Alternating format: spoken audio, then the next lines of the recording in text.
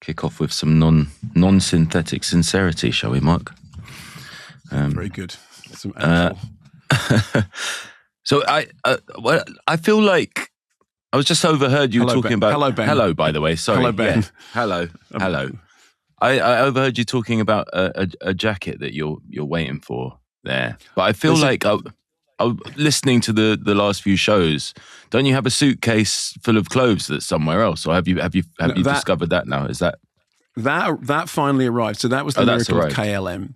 Yeah, so we went to this film festival in Lopud, this island off Croatia, and we flew out KLM. We changed to Amsterdam. They lost our bags, so we got there. The bags weren't there. Then they found the bags just in time to give them back to us to get back on the plane to go back to Amsterdam, where they lost the bags again. And they lost the bags twice, and then they lost them for 10 days. KLM Eternal and. KLM. There was exactly, yes, as everyone keeps pointing out, I would have been better flying KLF. But I don't know whether you remember, you're probably too young to remember this. There used to be, British Airways used to have a jingle which went, "We'll take more care of you, fly the flag." Do you remember that? I don't remember that. And in the playground, we all used to sing, "We'll take the fare and you'll lose your bags." So anyway, now and anyway, so since then there is a Barracuda jacket which has been sent to me. Coming, is that like a flying jacket? No. It's Harrington. It's a Harrington. It's a Harrington. Okay. And gotcha. but it was dispatched, many weeks ago, and I had a thing from them saying it's arriving tomorrow at 9:00, and then it didn't. It turns out it's been impounded at customs or something. And as I said, it's been impounded at customs because it's just too cool. It's just literally too cool. They've taken one look at it and go, "No, I'm sorry, you can't have that level of cool. I'm sorry, that cannot go through customs." And I keep getting these emails from Barracuda saying, "Honestly, we've never had this problem before. We really don't know what's going on." So anyway, we'll wait and see. It'll arrive eventually. But no, the suitcase had turned up. Thank you for caring about that, Ben. I just caught the tail end of the conversation. I was intrigued by the jacket. The jacket. Jacket. It sounds like a beauty thing. It's a beautiful. It's a beautiful thing. It's a G9, and it's a thing of. It will be a thing of great joy when and if it finally turns up. Anyway, how are you? Are you modelling a? I'm okay. Is that an England shirt? I am. I'm wearing my favourite England shirt, semi-lucky England shirt, because obviously when everybody hears this, we'll know that England have crashed out horribly from the World Cup. But as we're recording, it's the day of the semi-final, England versus Argentina. Yeah. It's this thing called it's the World Cup, and it's like all the countries in the world are allowed to have a go to enter, and you win this big gold globe basically at the end of it. The best team wins. Play with a round leather. You don't want to win because it's going to be presented by Mango Mussolini. Yeah, I mean that's a tricky thing. Yeah, Infantino and Trump, the sort of figureheads. Wow. But it says here that you're going to talk enticingly about 3 things today. What are those 3 things? Yes. Well, there are 3 things that we're discussing. One of them is Ride or Die, which is this new TV series, 8-part TV series, which is a bit of a romp. Another is a documentary called Synthetic Sincerity, which is a small release, but a very interesting documentary. And then this is the week that finally sees the release of The Odyssey. Yeah. And our special guest is the film's director himself, Sir Christopher Nolan. Simon spoke to him last week. So it's pretty exciting, and you can get our take 2 as well without the ads by heading to our Patreon page. All you have to do is search Kermode and Mayo Patreon, and you'll find us. And Mark, are you going to have your jacket in time for Bristol on the 6th of December? Well, I'm certainly hoping so. We're doing the Christmas show, and we're doing it in Bristol. We've done it in London before. We're doing it in Bristol. We're putting our big boy trousers on, getting out of London. Very big deal for Simon, who doesn't really like to leave showbiz North London, as you know. So we're going to be the Bristol Beacon on December the 6th at 7 p.m. You can get tickets. There's a link in the show notes. And indeed, if my jacket has arrived by then, I will be wearing it in December. come and see the Barracuda, 6th of December. Check out the links for tickets. The Beacon, is that what used to be? Was it full? What was it called? Something Hall.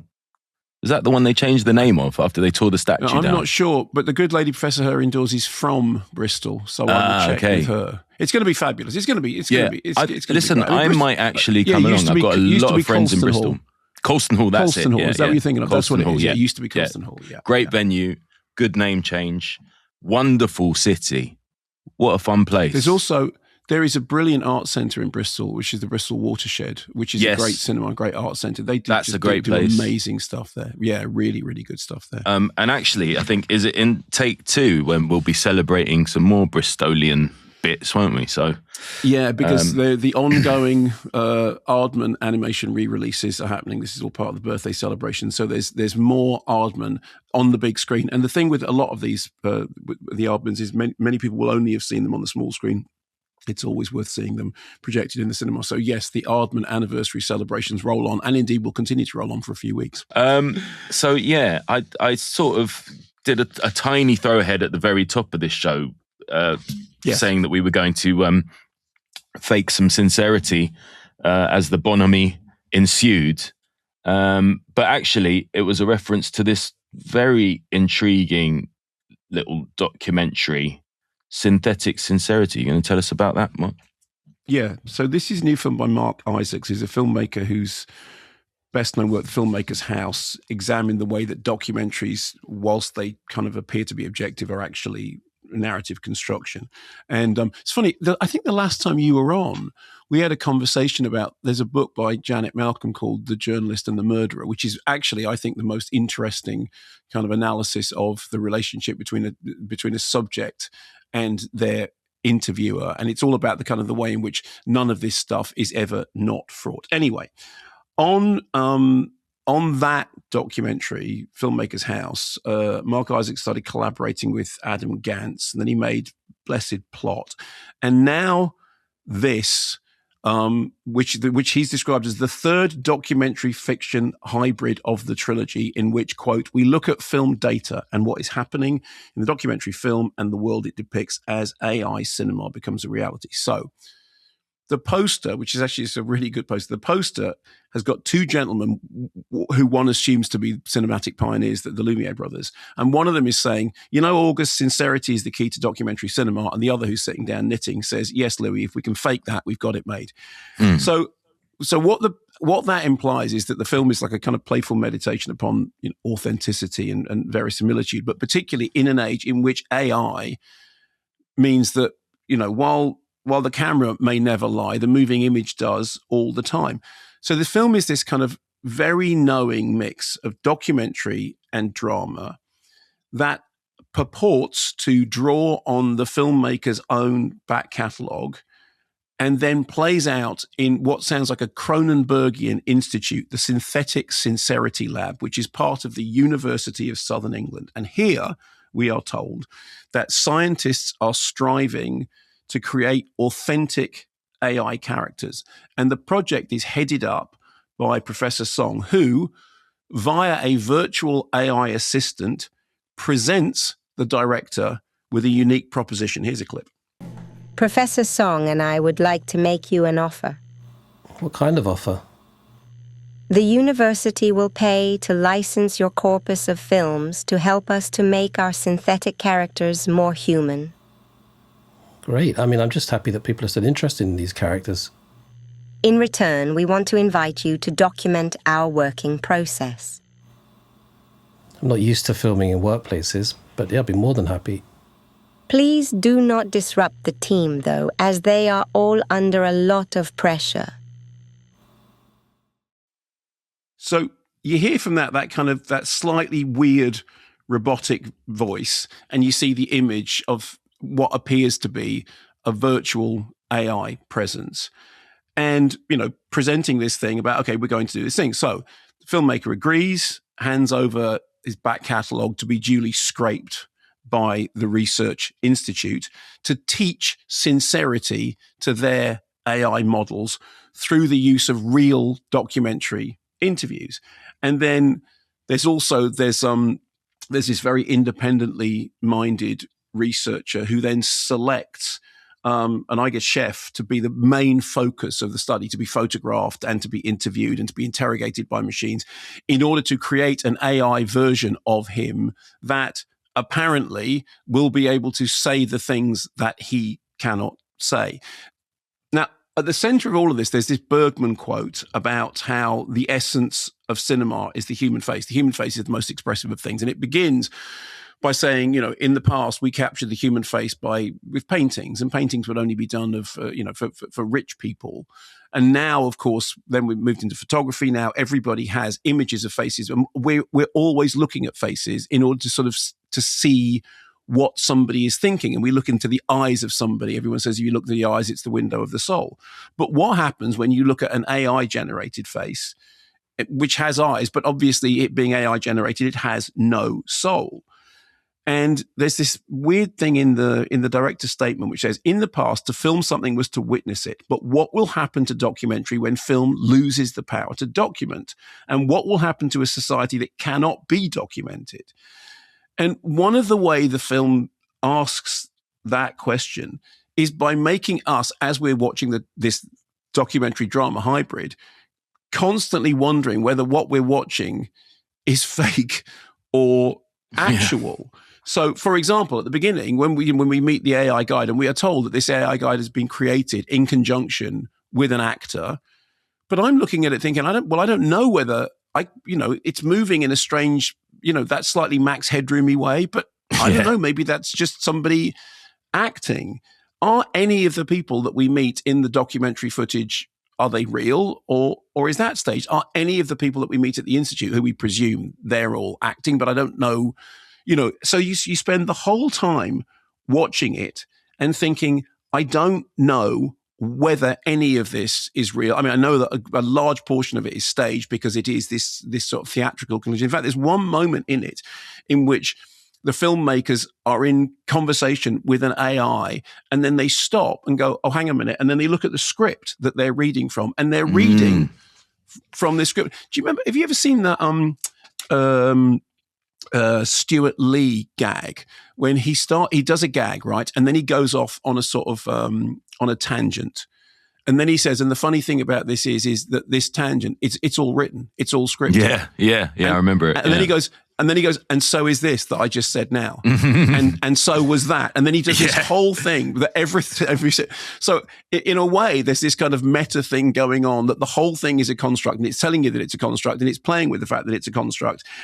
And then but it's still doing it while it's a construct. And it made me think, I don't know whether you remember, but back, I think it was during lockdown, Simon and I interviewed Adam Curtis, and I think he'd just done Can't Get You Out of My Head.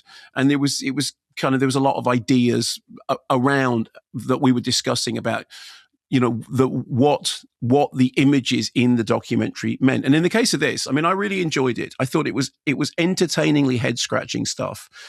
Not least because what you spend an awful lot of it doing is going, okay, so hang on. So that's not real. That is, which of course is the way that you should raise those questions. Funnily enough, just a couple of days before, I had a conversation with Jason Isaacs, who of course is very, very interested in what's happening with AI and how AI is going to fundamentally change all film. He's kind of obsessive about this stuff.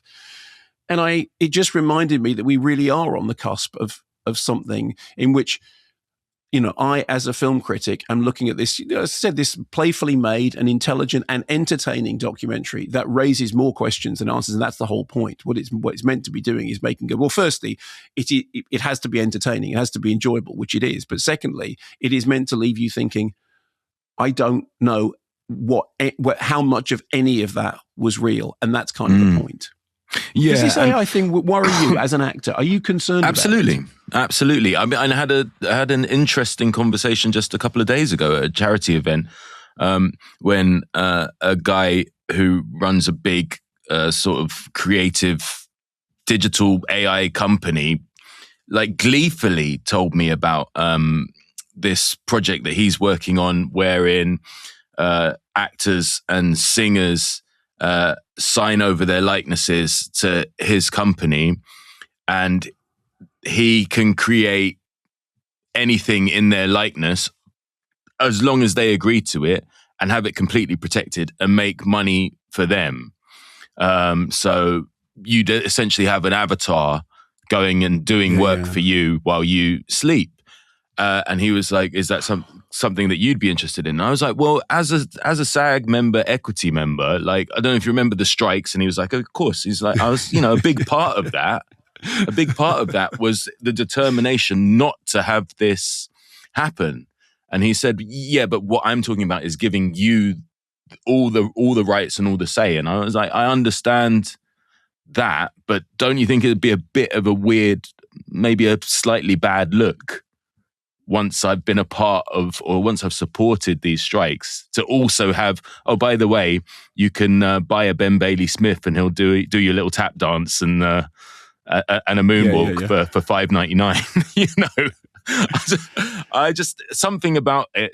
I was just like, I'm glad that you've got the artist's feelings and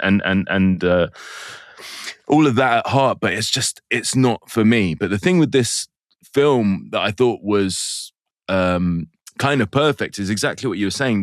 The way that even as you're watching it, you're in this sort of uncanny valley place where it's like, is that acting? Is that an actor? Is that real?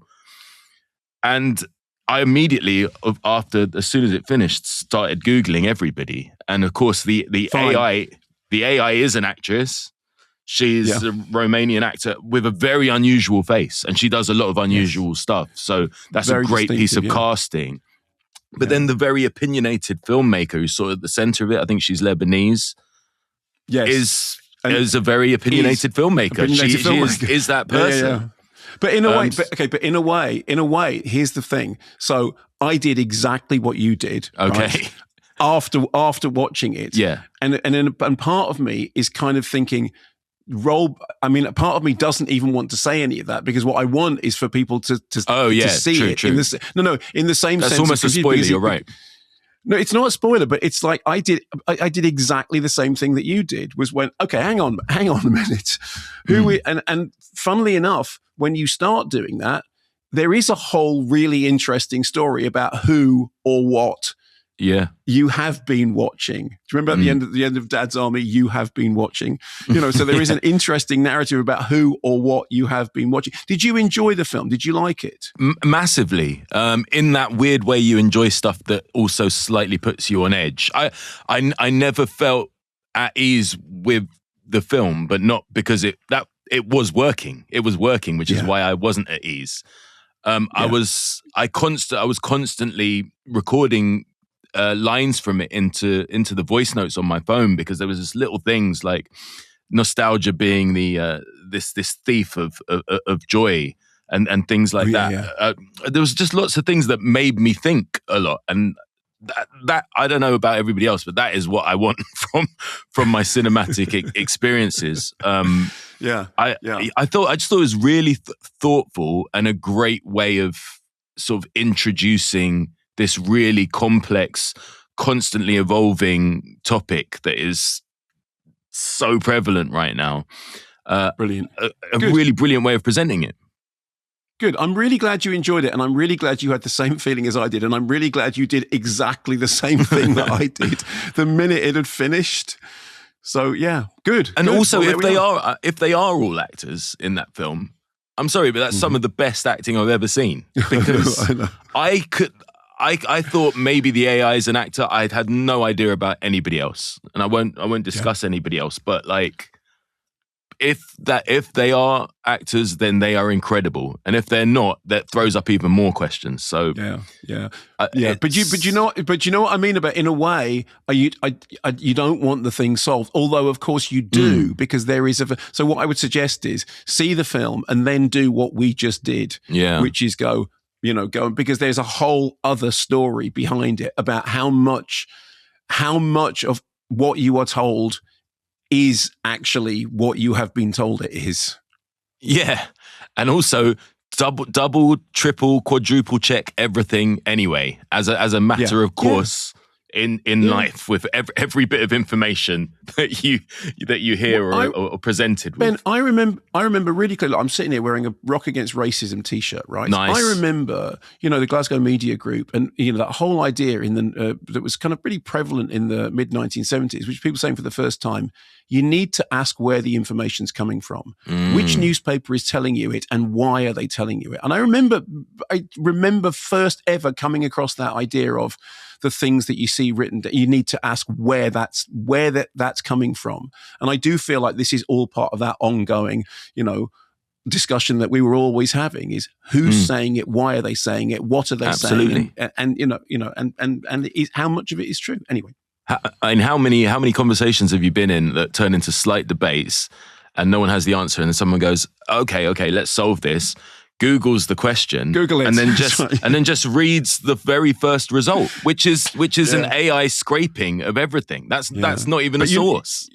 One of the great AI hallucinations recently was, there's this band, the Panic Brothers, that I absolutely love. They were kind of comic musical duo, and I gigged with them in the back in the 1980s in Edinburgh, and I was trying to find out if there was any record of the gigs, and I Googled Mark Kermode, the Panic Brothers, and the AI thing came up first, and it said Mark Kermode is a member of the Panic Brothers.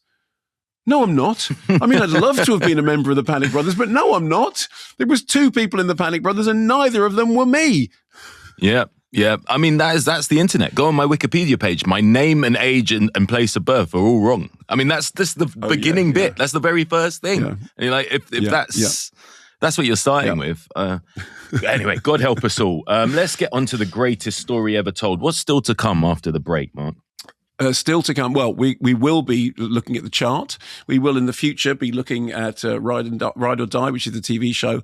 But coming up in the not too distant future is the interview with Christopher Nolan and our review, because we've both seen it, of the Odyssey. Can't wait. All right, keep it here and we'll see you in a sec.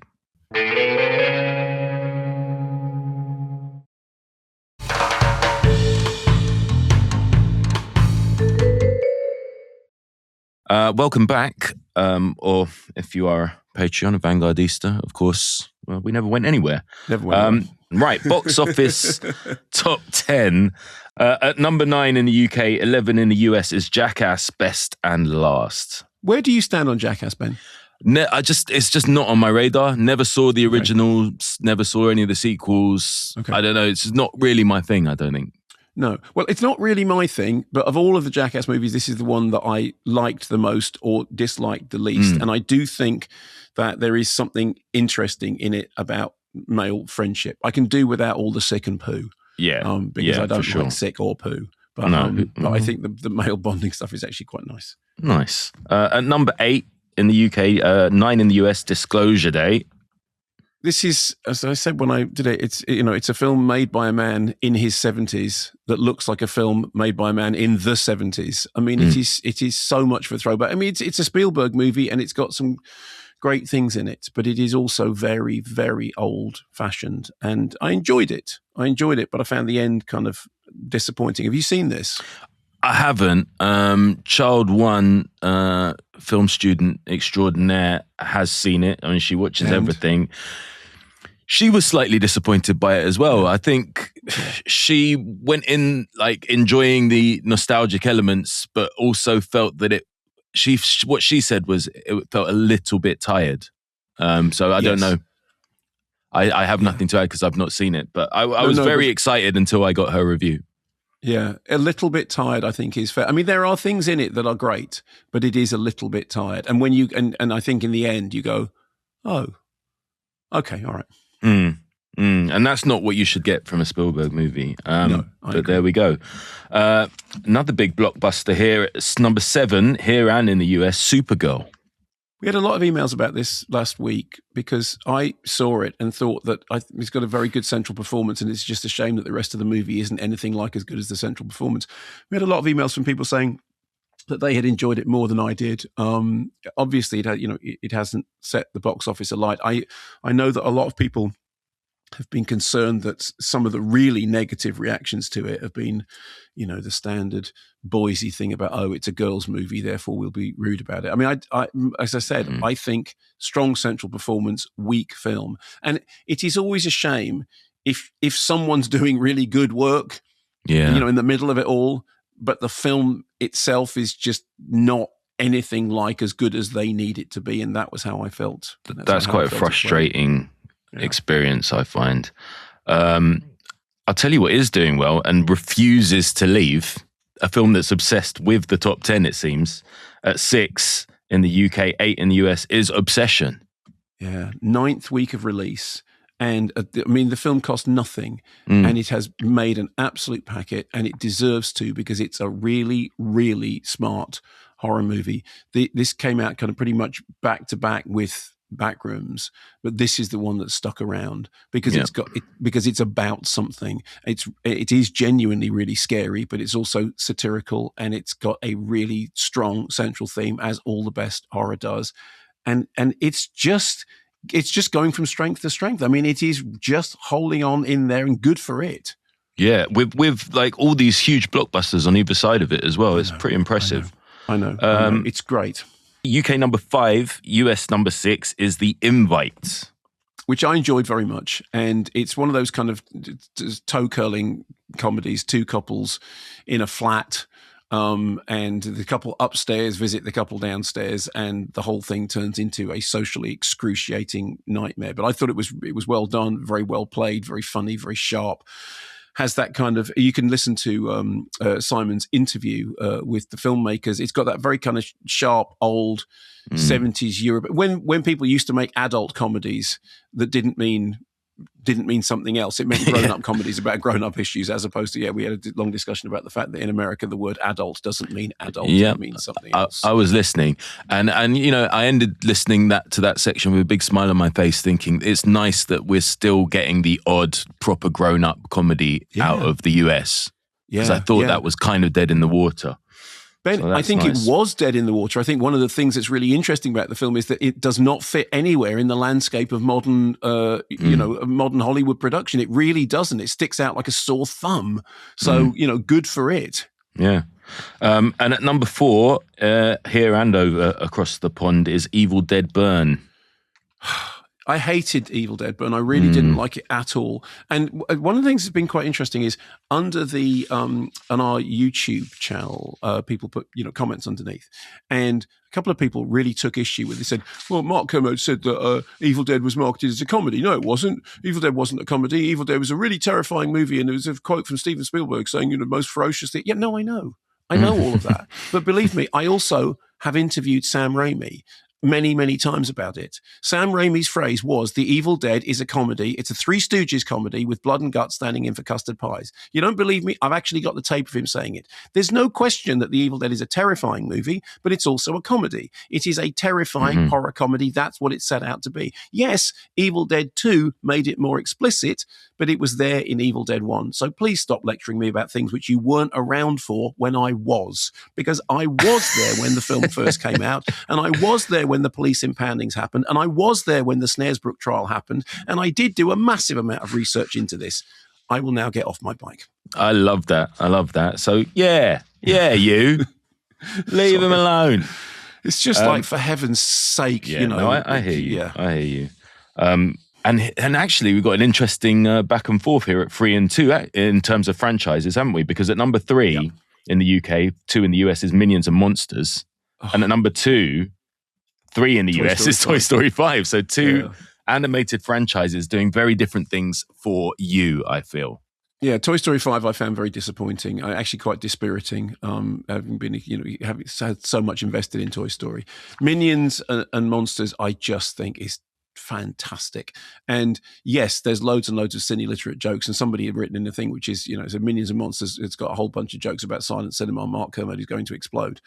But it's just, have you seen it, Ben? I haven't. Oh, but Ben, Ben, you need to. Honestly, I was genuinely surprised when I heard your review.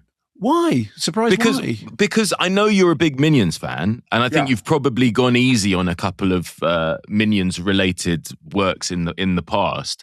And when I saw this coming out, And I heard the interview with the director saying he didn't want to do any Minions films.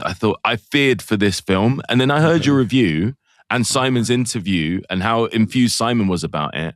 I thought, oh my God, this actually sounds like it could be one of the best Minions films. I am definitely going to watch it. Yeah, I had very low expectations. Yeah, well, believe me, it's a laugh a minute. And it's a film made by somebody who loves cinema, and it is a love letter to cinema. And the Minions are the great slapstick, tradition of the present. And if like me, you grew up loving Keaton and Lloyd and Chaplin and all that stuff, then honestly, Ben, I'd love to know what you think about it, because I laughed like an idiot the whole way through, as did Simon. And we've got I think it was Simon who said it was like airplane levels of jokes. Yeah, like it is. That many really jokes. Is. Which it really is. Airplane level of jokes with Keaton, Chaplin, Lloyd slapstick. I mean, that is... Yeah. That's just poetry in motion for me. Toy Story 5, not so much. No. But at the UK #1 and US #1, another former animation that's a bit of an animation anyway, the live action Disney Moana. So an interesting thing about this, which was I thought that of all the, I do think that all the live action remakes are pointless.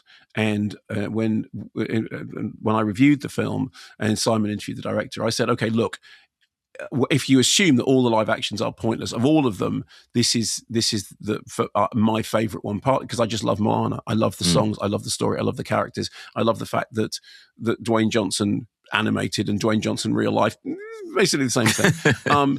But it's had really, really hostile reviews. Although it's #1, it has underperformed spectacularly, and the trades are now saying that it's on course to lose a huge amount of money. And they're wondering whether this is the point at which the live action remake bubble bursts. I mean, it won't be, but I think it's kind of interesting that a lot of people were saying, because obviously, I hadn't heard any reviews of it, but when I reviewed it, I just thought of all of them, it's like, okay, fine. I find Moana impossible to dislike. Of course, it doesn't add anything to the animation. Of course, it's not as good as the animation. Of course, we don't need it because the animation was pretty much perfect. But if you're going to have it, this is the one that mithered me the least. And whilst watching it, because of the story and the characters and the songs and all the rest of it, I found myself laughing. I found myself crying. I found myself being moved. And I was sitting on the South Bank just before going into NFT1 to do MK3D on Monday, and a woman stopped me and said, "Oh, I just want to say I went to see Moana and I thought same as you did, it was perfectly fine." And that was, but there's so much negativity about it. I mean, the reviews have not been good at all. To give a young person perspective, my two daughters who are 21 and 18, both boycotted it because Moana means so much to them. The original film, if you think of their ages and when Moana came out, I mean, I had to take them to see that film numerous times, and then of course buy the DVD, and the toys and everything. So it's for them, it's a real emotional connection to the original. And they've been getting angry and angry about all these live action remakes, and they feel a little bit like they're jackassing all over the legacy, well, look, I mean, I completely understand that, because my principal thing is you don't need to do any of these things because the animations not need to be remade. But this is the best of a bad bunch. For me, it was the one that mithered me the least. And it's interesting that actually it's the one that's had the roughest ride. And it may just be that it's fatigue. It may just be that people have got fed up. And it may be exactly what you just said, that Moana means so much to people that you just don't mess around with it. I mean, if somebody said to me, well, how would you feel if somebody remade your favorite movie? Immediately my hackles are up. So I do understand it. I do absolutely understand it. Yeah. Kieran has had a pretty intense reaction to it as well. He says, I always wondered what it would take for me to walk out on a film. Well, the day has finally arrived. I tried watching the live action Moana, and after reaching the halfway mark, decided I'd seen enough and left. I always thought I'd walk out if a film angered or upset me. Instead, I just found myself thinking, I know where this is going. I've seen it already. Why don't I just go and do something else? It felt like pausing a YouTube video and closing the tab, except with £10 I'm never getting back. There's nothing left to say or feel about these live-action remakes. They're not art. From Kieran. I mean, that's quite strong. I think everything is art, but yeah. Yeah, but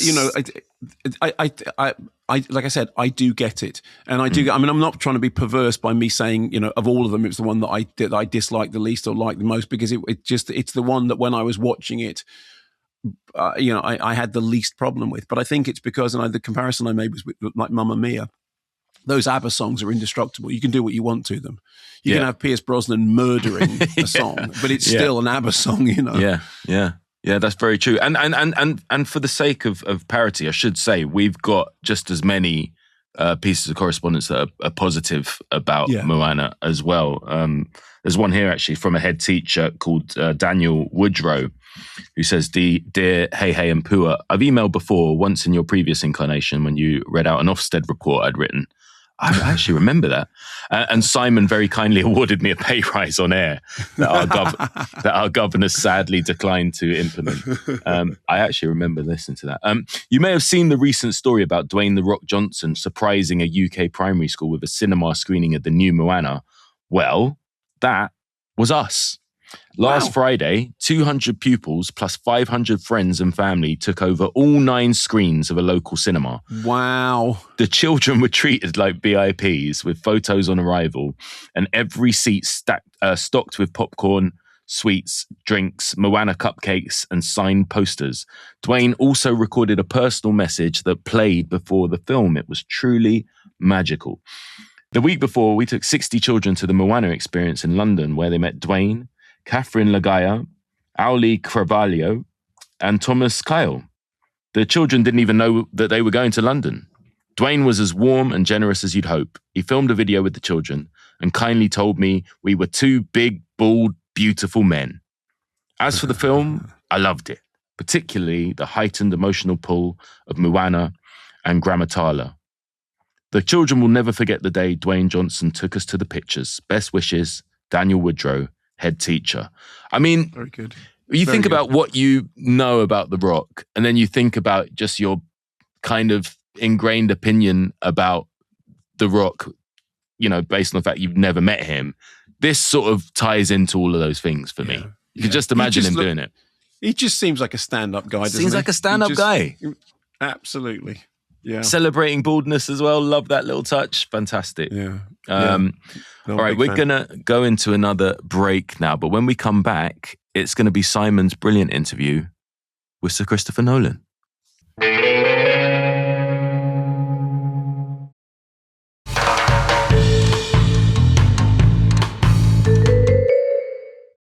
Okay, our guest this week is legendary director Sir Christopher Nolan. He spent much of his career exploring the limits of cinema, as you'll know, from the future in Interstellar all the way back to history in Dunkirk. And now he's turned his hand to something even older, Greek myth. His new film, The Odyssey, adapts Homer's epic tale of Odysseus' long journey home after war.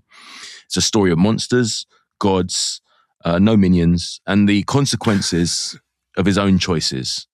Nolan has described it as foundational, a story that contains all others. And you can hear Simon's conversation with him after this clip. Tell me what you remember. A wife? A son. And then what? We won the war.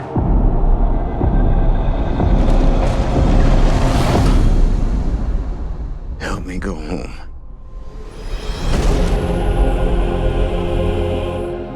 This is a household waiting for master. I want you to choose me. Ithaca's king is coming back. No, he's not.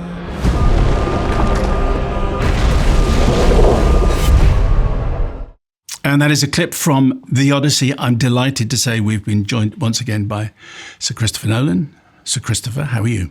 I'm good, thanks. How are you doing? I'm very good and thrilled to be talking to you again.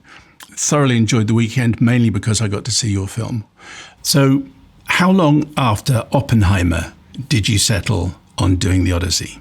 It's a world that I've been interested in for a long time. About 20 years ago, I was briefly attached to direct Troy at Warner Brothers, the David Benioff script based on the Iliad.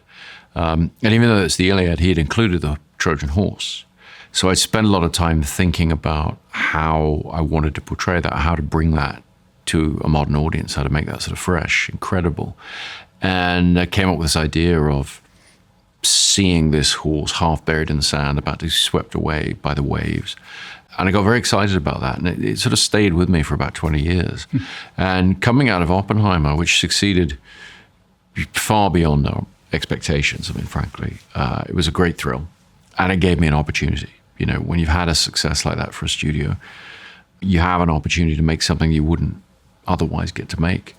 And so to take on, you know, not just that ancient world, but also the Odyssey, that kind of original foundational story that so many of us know and love, and do it on a grand scale in a way that's never been done before. That's an opportunity that's just wonderful for a filmmaker. Can you explain just a bit more about it being foundational? I mean, you've said that this contains all stories, which sounds as though it's quite scary for a filmmaker, but just explain just a little bit about that significance. Actually, not so much scary as familiar. I mean, you find these stories within the poem, like old friends, you know, and I look at my previous work like Interstellar and realize how much that story drew from the Odyssey, or the Dark Knight trilogy draws so much from the Odyssey. It's a tale that is deceptively simple. It has a beautiful structure, non-linear structure, the kind of structure I love. It's about stories within stories, flashbacks within flashbacks, but it's the story of Odysseus coming home from the Trojan Wars. It's this homecoming story, and that's a narrative I've been interested in for many years, as a lot of us have. It's very relatable, but it's also a coming-of-age story. Yeah, Tom Holland's character of Telemachus is coming of age in the absence of this father that he barely remembers, if at all.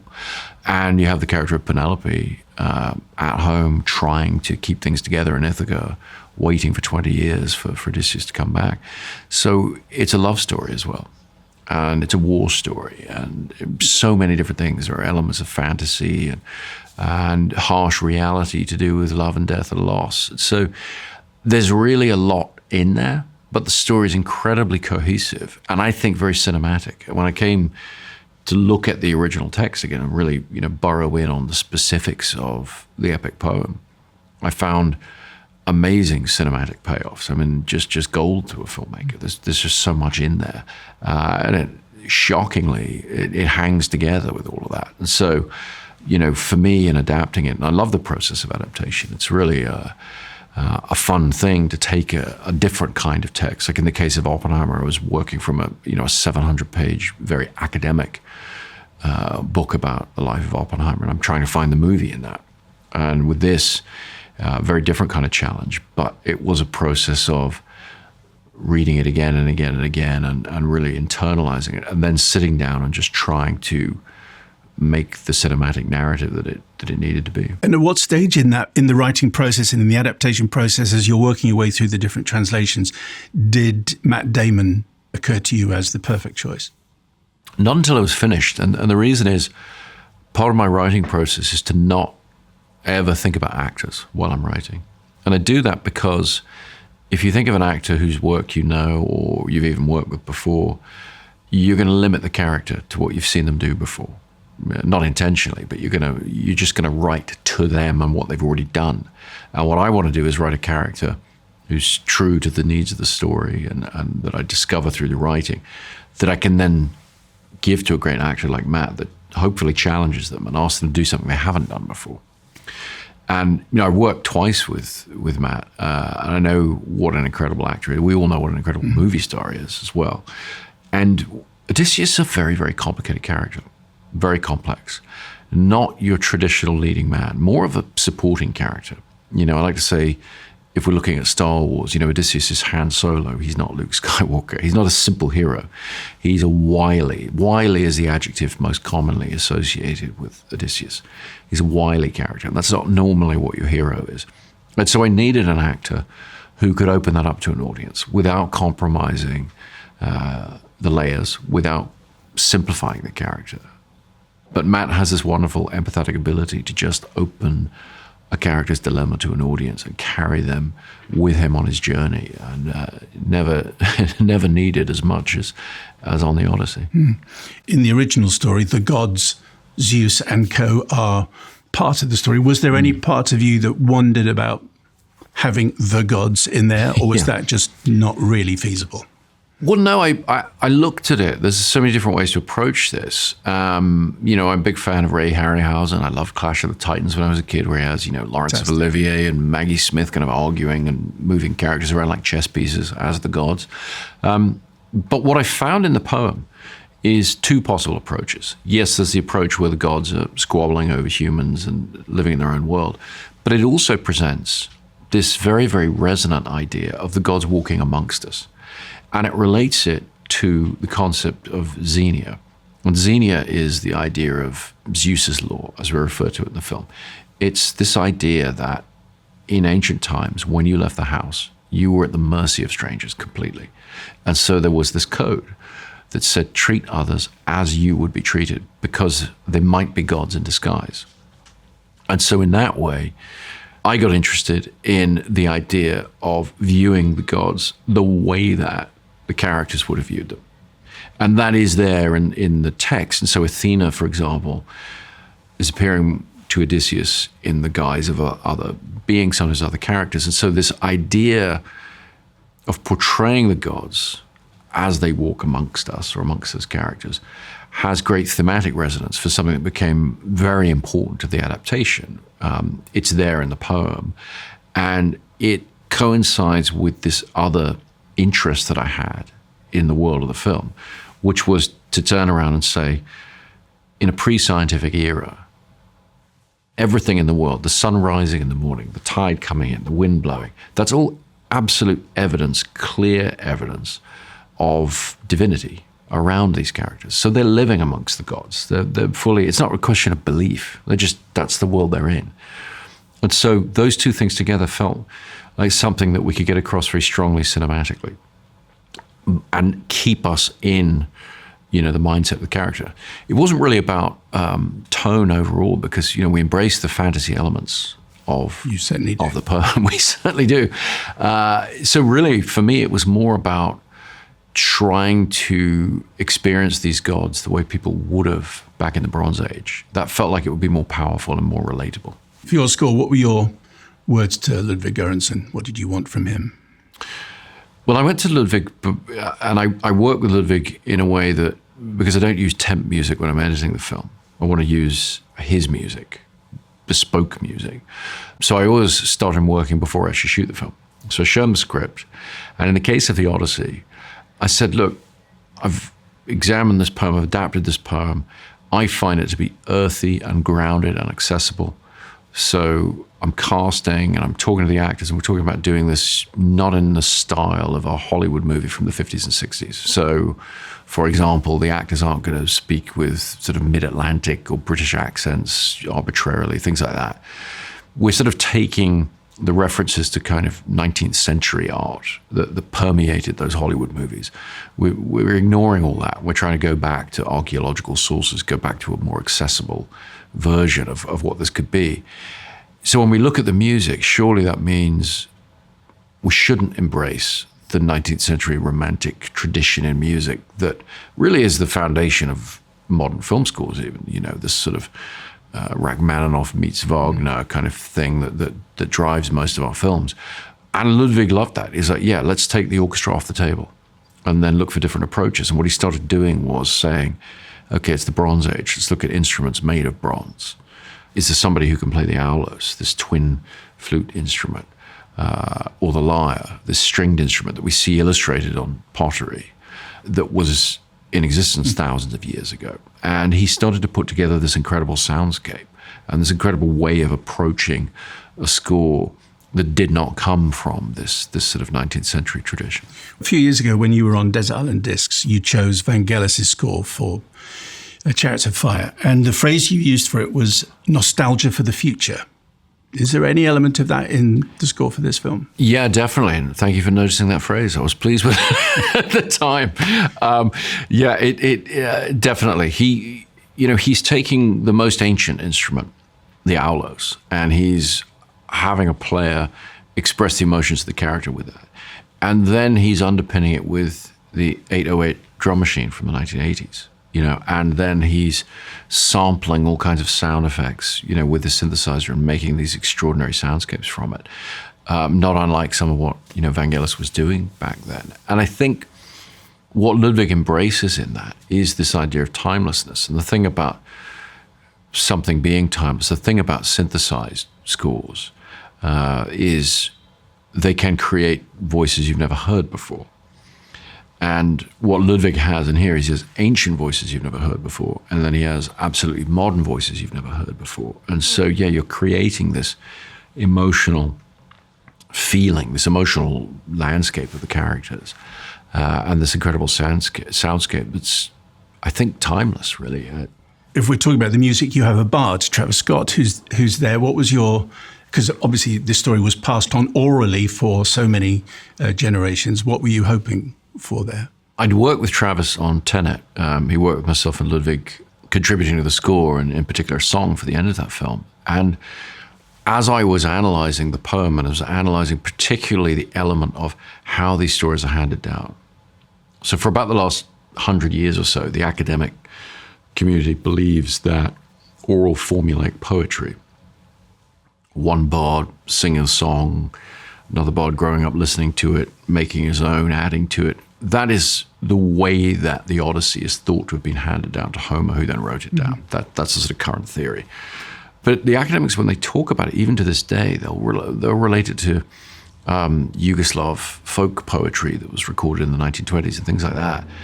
And to me, it seems stunningly obvious that we actually have a much closer analog for that. We literally have bards of our own. We have rappers who use language in a very, very similar way to the way that the academics believe, this story may have evolved. And so it felt very apt to go to Travis and say, look, let's have this character of the bard. Let's embrace this element of what lies behind the Odyssey and try and approach it in a different way. Final question.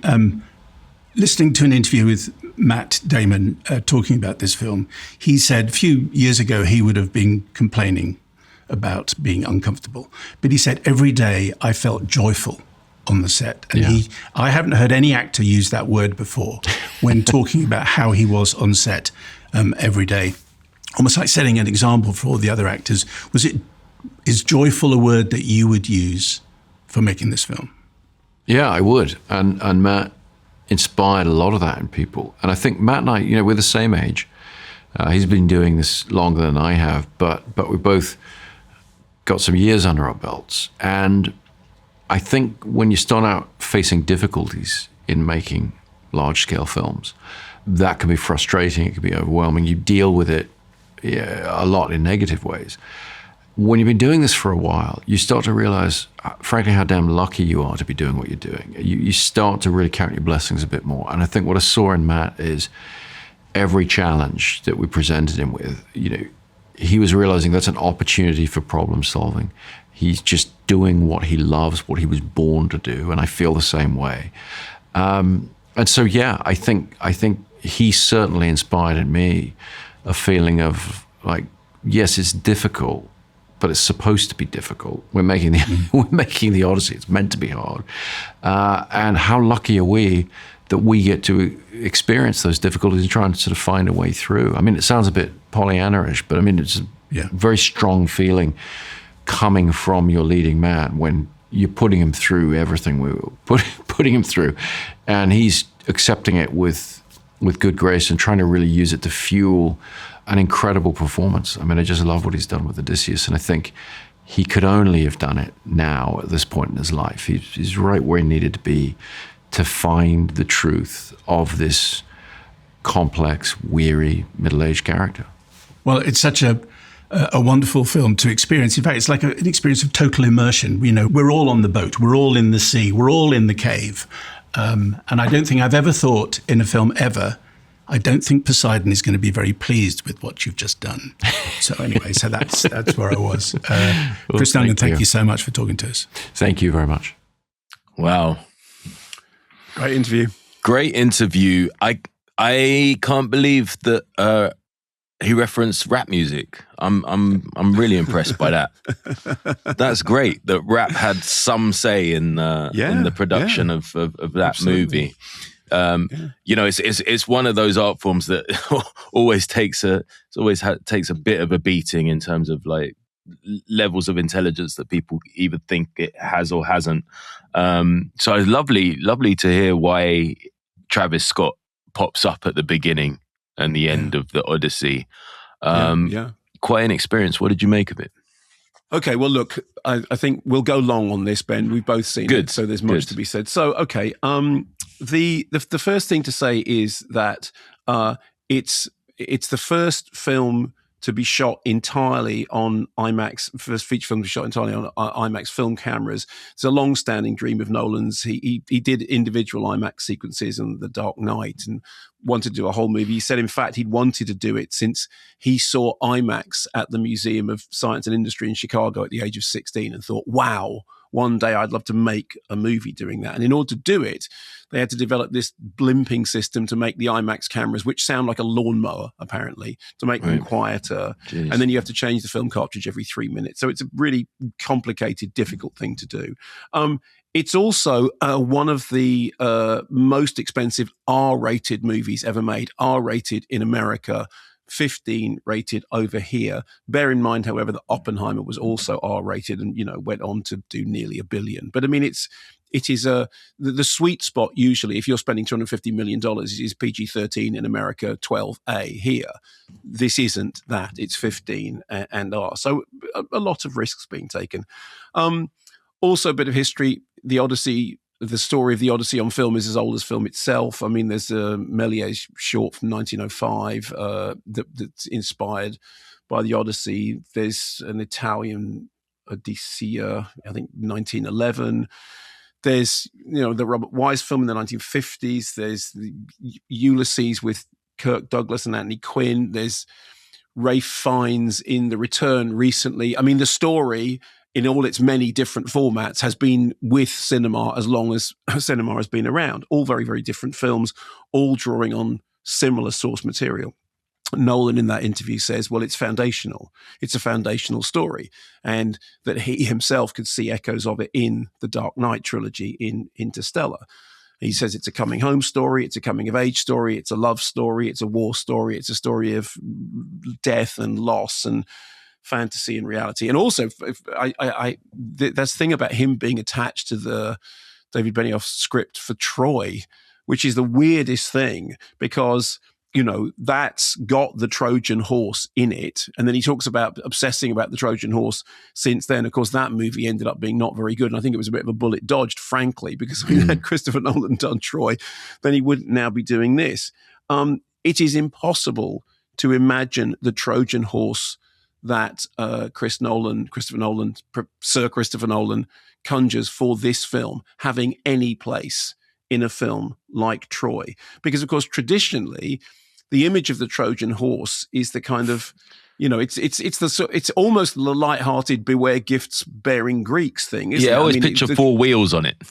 Four wheels on it. Yeah. Also, picture the giant wooden rabbit in Monty Python and the Holy Grail. You know, that's what, but this is the Trojan horse story seen from inside. And it's a source of pure horror, half buried in the sand. As he said, that image is really arresting, about to be swept away by the waves. And in fact, the Trojan horse story, as we see it here, is closer to that sequence, which you'll remember in Dunkirk, when they're in the hull of the ship taking fire, than it is to any sort of sword and sandal epic. And also contextually, as with Inception, which Nolan pretty much got to make because The Dark Knight had done so well, interesting that he said here that this came into being because Oppenheimer, which looked on paper like an art house project, was so massive and was one half of Barbenheimer, the biggest box office bonanza of EVs. And then he's using that to go, fine, well, now I'm going to make this. So he's now making this grand foundational story on a scale that hasn't been done before because it wasn't possible. He said in that interview that this is a version in which the gods, they walk amongst us, in which they incarnate in our treatment of others, because that thing about, be kind to strangers because you never know whether they might be, a god in disguise.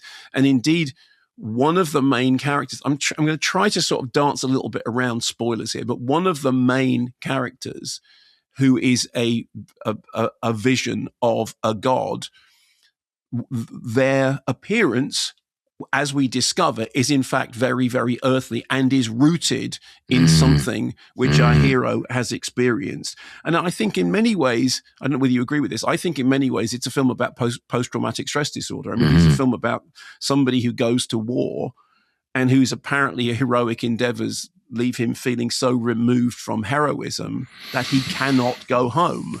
And instead, I mean, that of course is the kind of core of the story, instead becomes this kind of, lotus eater and somebody who's just retreated into themselves. Yeah. And it's also, and I think you can say this in the same way as Oppenheimer is, and arguably so is Inception, it's a film about guilt. It's a film about facing up to, the Oppenheimer thing, my God, what have we done? It is a film about facing up to what you have done. It is a film about somebody who on another level has become death, destroyer of worlds. And if there are gods in this story, they're the elements, they're the storms, they're the, there's, as Christopher Nolan was saying in that interview, that's how you would experience it. So it's doing a really interesting thing with the story, and it's turning the kind of idea of heroism on its head. And the question then is does it pull it off? Now, I would like you to kind of to just jump in whenever you agree or disagree, okay? Okay. So here's my feeling.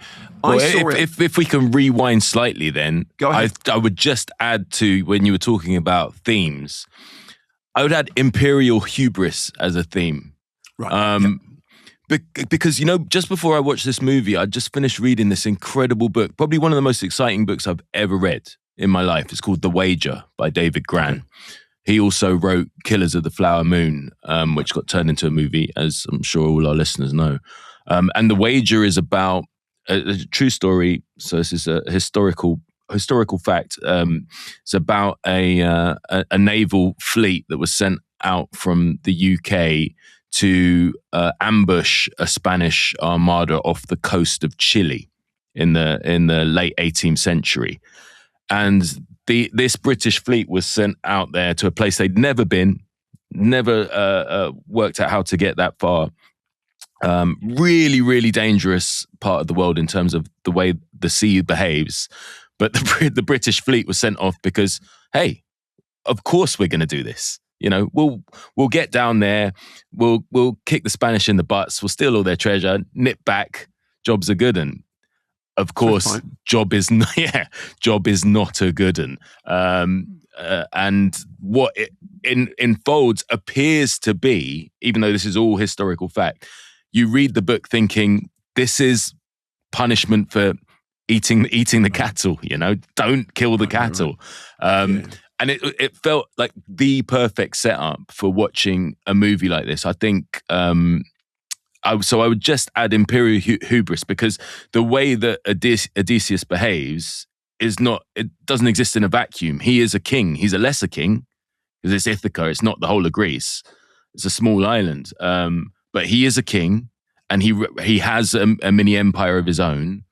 And when you are a king and you have people following your every decision, hubris can be a thing that gets hold of you. In fact, I think hubris is an ancient Greek word, now that I say it, if I can remember my Mark Forsyth well enough. And so I was well prepped for this film, and I was worried. I was saying to the redactor, sometimes I think of Nolan a little bit like a football manager called Pep Guardiola, who is widely accepted is possibly the greatest football manager operating today, one of the best in the world. But sometimes with really, really big games, he sort of overthinks it, over-intellectualizes it, and the game becomes a bit of a mess and hard to follow. I'm thinking of Tenet here. I genuinely think The Odyssey is the most accessible Christopher Nolan film that he's made. I cannot wait to watch it again. I watched it with Robbie Collin in the IMAX, and he was watching for the second time. and I want to take the whole family. Anyway, thematically, I just wanted to go backwards. No, and fine, you continue. Great, okay. So here's my experience of watching it, and I've seen it once. I saw it in IMAX. I saw it at the BFI IMAX in Waterloo. And the first thing I would say is see the film in IMAX. 100%. I have a friend who saw it in a different format, and they felt that they were missing something crucially.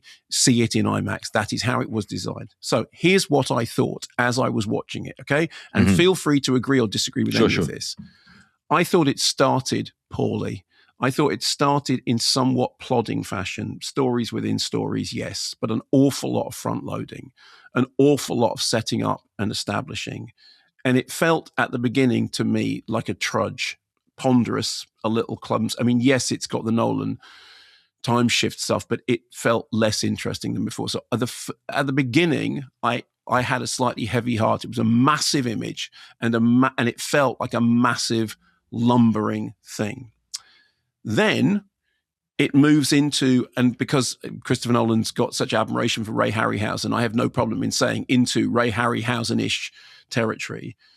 And it really finds its feet when you get into the cave and you have the encounter with the Cyclops, okay? Again, this isn't a plot spoiler. Everybody knows that that's in the film. But that scene is brilliant. That scene is, you look at it and you think, that's actually there. That's actually there in front of me, and I have no idea how there. I mean, partly your brain is going puppet. I don't know. I don't. But it's there, and I believe that I'm in that cave because it's so massive, and that is actually happening. I thought that sequence was breathtaking. Same. It triggered a core fearful memory for me, which is that when I first started reading on my own, you know, and you sort of moved on from your parents reading you stories and you start reading chapter books. I started with Roald Dahl, like a lot of people. And I must have been about 7 or 8, and I was reading the BFG. And that concept that he instills at the beginning, that if you're still awake at a certain time, this huge hand is going to swoop in and grab you.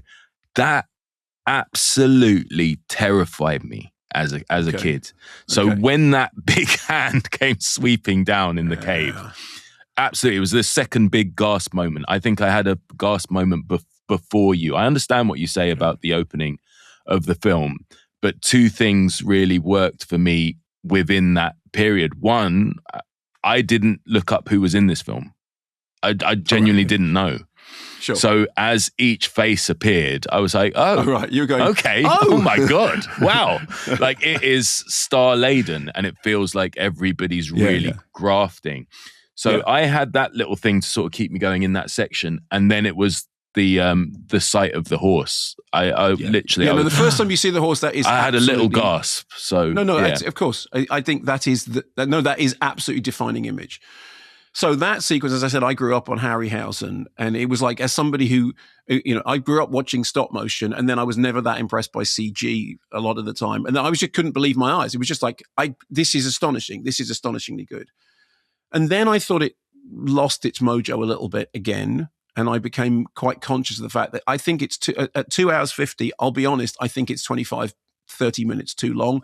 But then again, it's like, which 30 minutes you're going to lose? I'm sure that, that. And then Samantha Morton turns up. And the whole... Oh, my God. Now, here's my contention. That entire sequence, when Samantha Morton is on screen, the whole film goes into a different level. And the reason is this. Firstly, it had me thinking of Brian Yuzna's Society, which is one of the kind of foundational texts for a horror fan like me. Because Society is a film in which this sort of fleshy shunting reveals the rich to be this bestial thing. They're the true nature of the rich. And in the case of this, everything about the scene, from the minute that Sam Morton, what I also don't want to do is, I know people may know this, but I don't want to say who Sam Morton is playing, because one of the things that the film does is it kind of reveals identity slowly. Yes. And I'm very glad that I saw it having not known exactly where we were. But that sequence, the rhythm of it, the tenor of it, the nature of it felt like the whole movie was suddenly elevated to this level of dreamy wonderment. And it's really interesting because there is, I mean, one of the things about the story is maybe the whole thing doesn't happen. I mean, any sort of sole survivor narrative is, well, maybe the whole thing doesn't happen. I mean, maybe the whole thing is playing out in somebody's conflicted head. But in that sequence, firstly, Samantha Morton, I'm sorry, if she doesn't win an Oscar, I will eat my hat in Werner Herzog eats his shoe manner. That performance, I mean, she's brilliant. She's always been brilliant. She walks on water as far as I'm concerned. Yeah. But the level of it, and I came out of the film and I texted a friend of mine, said 2 words, Samantha Morton. Yeah. And it was just like something. And then I subsequently read an interview with Christopher Nolan, who said he's only ever seen the crew applaud on set twice. And the first time was Heath Ledger doing the Joker, and the second time was Samantha Morton in this. No, I mean, that doesn't surprise me. That whole sequence is a cameo that is beyond. It's not a cameo, Ben. It's not. No, it's not really. But I mean, in terms of, if you think about it, in terms of that movie's 3 hours long. Yeah, no, I know. It's not enough Samantha Morton. And I'll tell you something else. If you go back to the original poem, Odysseus actually ends up spending a year with her, with that character. I know. And I could have spent a year with Samantha Morton. Yeah. But everything about the rhythm of the film, everything about the feel of the film, I'm going to invoke The Exorcist. I'm sorry. There is a sequence in The Exorcist in which Caris is asleep, and there's a 45-second dream sequence, which is almost the most powerful thing in the whole film, because it's the point at which the film seems to turn into like a magical incantation. It slips into something else. And I felt that the entire sequence when Samantha Morton is on screen was that, okay? And then it sort of comes down again a little bit. And then it comes to the final act, which is about 40 minutes, which is so good and so romping that at the end of it, and does so much stuff about tying the themes together and overturning things, and explaining to some extent why we've had this stuff, that you forget just how much at the beginning it was on uncertain ground. Now, I will concede this. Seeing things the first time, quite often it's because you don't know the arc of the film. It may well be different the second time round. Yeah, true. But I came out of it thinking, okay, on a performance, I mean, Matt Damon is surprisingly good in the lead. I mean, I was surprised when I heard that he was that piece of casting. And then you go, oh no, that's perfectly, yes, of course, he's absolutely right. He's absolutely right. And that thing that he said about he's not Skywalker, he's Han Solo. Anne Hathaway knocked it out of the park. I mean, just, a terrific performance. And then the thing about the empty throne, which isn't empty, which, no. I think it's so hard to be in a film of that size playing a part of Anne Hathaway's character's size, because Penelope, I mean, it's the idea that she keeps alive, just like in the poem. The idea of Penelope is important, even though she doesn't feature all the way through. And Anne Hathaway is so strong in this movie that you are constantly thinking about the few words that she told you 45 minutes ago. Yeah. Because there's such a huge part of it. Yeah, I agree. I thought she was unreal. Everyone brought their A game. Matt is a really interesting choice, I think, because when I think about him as a duel, not just a Jason Bourne, I'm a hero, like a bit more of a complexity to him. I think of The Departed, and evil Matt Damon is good Matt Damon, because it's like he's the guy. He's such a hero in your eyes, your understanding of Matt Damon outside of but he also looks cinema. He looks genuinely haggard. Absolutely, he does. He looks genuinely haggard, and that's what you need. He looks genuinely old enough to be Tom Holland's dad. Great. Yeah. He looks ripped but tired. Great. That's what you'd expect from a middle-aged king in that time. They did all their own dirty work. So physically, he just looked right for it. But again, to go back to the original text, Odysseus, he's I don't know if he's a hero or an anti-hero. Maybe he's neither. Things are happening to him And there are decisions that he could make that could make things a lot better that he chooses not to take. And there are other decisions he makes that are just downright foolhardy and dangerous. Yeah. So he's a very complicated guy, and they actually keep out some of the nastier elements from the poem don't appear in the film, because maybe that would make us lose him as a hero altogether. I don't know, but the text is there for everyone to see. I think the casting across the board is great. I mean, I think it's the cast are all Charlize Theron, Lupita Nyong'o. I mean, it's just like you just go you've got access to absolutely everybody that you need, and you've got that. So look, in summary, this is my feeling now, and I'd like you now to summarize as well.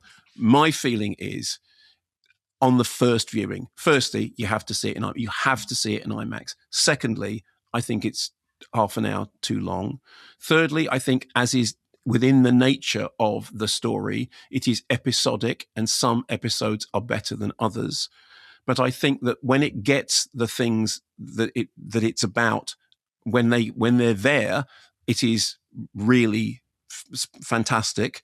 I think that there are some action or adventure or fantasy sequences that I've never seen the likes of before. And I think that every single moment that Samantha Morton is on screen, I think that sequence is one of the best sequences I've experienced in the cinema.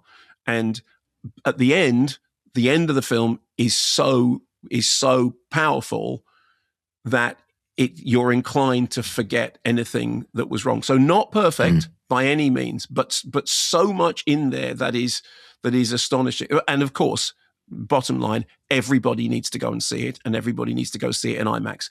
Give me your summation. I would say, as a non-film critic, just as an audience member, for me, like, you are going to have a great time in the cinema. I can just guarantee that. This story is like the original story. It's this and the Bible. Like, then it's all literature that you've ever heard of, okay? Like, it's one of the first two stories.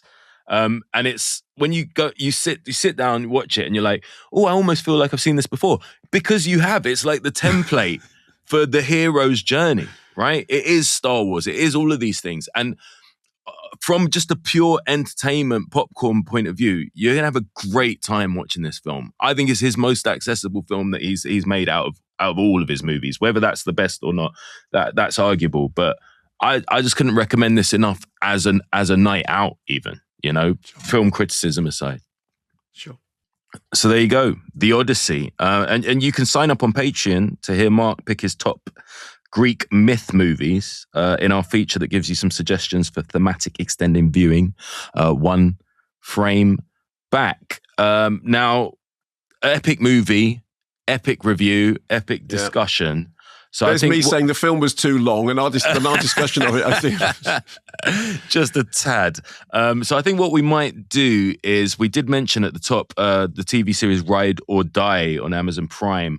I think we'll knock that into the overflow in take two. Yeah, cool. We'll put that in take two. And that means we can sort of fast forward into your favorite section of the show, Mark, because... Excellent. Yeah, and mine as well. I mean, you all know how much I love this as a super sub, and not just a super sub, but also like a professional stand-up and joke writer. It's always great to come on here and be contractually obliged to read some of the most egregious jokes known to man. Yes, it's time for the laughter lift. Okay, cue the music.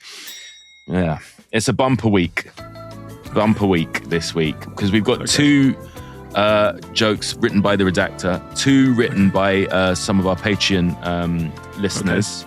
Okay. So whilst in between your side splitting, Mark, you're going to guess who wrote what. Okay. All right. Fine. And I'm interested to see the results of this. So let's kick off with an old classic. Hey, Mark, why can't dinosaurs clap their hands? I don't know. Why can't dinosaurs clap their hands? Because they're dead. Hey, Mark. I've been visiting my podiatrist for a long time. She's been saying for years that I need medical insoles. I ignored her up to a couple of weeks ago, and now I finally relented. And do you know what? They actually work, so I stand corrected. Hey! Okay, so that's a Redactor joke. I don't mind that. Let's find out afterwards. That's a redacted joke. Okay, log that one. Hey, Mark, there's a Geordie pub landlord and his mate, right? The landlord says, I'm sick and tired of that miserable Spanish actor coming into my pub and causing trouble. Right. Have you barred him? No, but he's on his last chance. Okay, that's a written in. You reckon? Okay, and lastly, Mark, how do you turn a duck into a soul singer? This is an old one. Oh, I know this. Yeah, you must know this. Yeah, tell me this. You put it in the oven and it's Bill Withers. Yay! Okay, so that's a write-in. That's definitely a write-in because the redactor wouldn't have sent that in. And you think the first two are the redactor? I stand corrected and dinosaurs? I think I stand corrected and dinosaurs are the redactor. Well, I can tell you that is 4 out of 4, Mark. Correct on all counts. Fantastic work. I like the I stand corrected one. Not bad at all. Listen, if you want to contribute your own terrible dad jokes in future, all you need to do is head over to our Patreon. So we'll have a little ad break, I guess, or are we going to end it there? Because there's no ride or die, is there? I think we're done because we've gone on for so long. We have to push everything. It's going to be a bumper take too. Listen, if you're not subscribing, sort that out now because there is going to be so much in take 2. Yeah, you need to go on an epic journey over to Patreon and sign up and become a Vanguardista because we've got so much coming your way. But for now, this is the end of take 1. So it's just left for me to say that this has been a Sony Music Entertainment production. This week's team was Jen, Eric, Josh, and Heather. Producer was Dom, and the redactor was Simon Paul. There's a whole extra reel waiting in take 2. The Overflow car park, more chat about current releases. Ride or Die is going to be in there. One Frame Back, which this week is on the best films based on ancient Greek mythology. 5-question film club. 3 questions, Your Majesty. Thank you. Your Cut Out and Keep guided the best films available on streaming services. 2 bonus reviews. Questions Schmestions, where we're tackling the question about whether you can end up rooting for completely the wrong person in a film. I mean, Odysseus. If you want the full show, you'll find it on Patreon. You can get Take 2 ad-free along with the full back catalogue and the chance to vote on future episodes by signing up. Just search. Oh my God, I've done it again. Just search Kermode and Mayo Patreon and join the church. Mark, what an amazing question. We've got one film. What's your film of the week? Well, we had 2 because we did do Synthetic Sincerity. But I think by a horse's nose, the film of the week is The Odyssey. It's like the old Brian Clough quote. I'm not saying I'm the best, but I'm in the top 1. The top 1. Yeah. And don't forget, people of Bristol and all over West. I mean, I'm going to travel from West London. Mark and Simon are going to be at the Bristol Beacon, December 6th. Tickets are on sale via the link in the show notes. And you'll be pleased to hear that Mr. Mayo returns next week. Thanks for listening.